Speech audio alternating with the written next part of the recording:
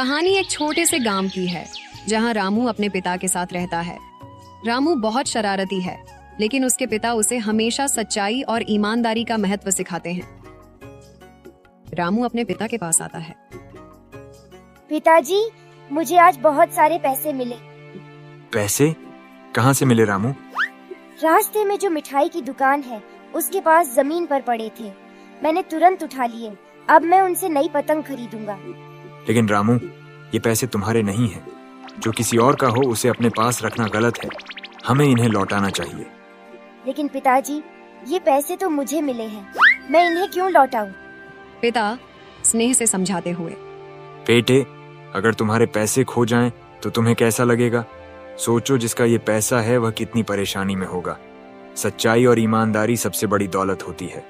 चलो, इन पैसों को दुकानदार को लौटाते हैं। रामू और उसके पिता मिठाई की दुकान पर पहुंचते हैं। भाई साहब, क्या आपके कुछ पैसे खो गए थे?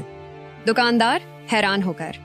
हाँ, सुबह के समय मेरे कुछ पैसे गिरे थे, लेकिन मुझे लगा कि वे खो गए। रामू शर्मिंदा होते हुए।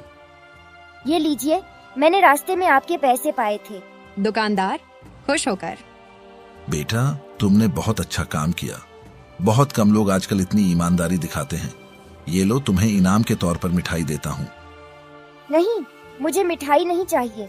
पिताजी ने सिखाया है कि सही काम का इनाम खुद हमारे मन की खुशी होती है। रामू के पिता उसे गर्व से देखते हैं और रामू समझता है कि सच्चाई और ईमानदारी का रास्ता हमेशा सही होता है। शिक्षा। सच्चाई और ईमानदारी से किए गए काम हमें आत्मसंतोष और सम्मान दिलाते हैं।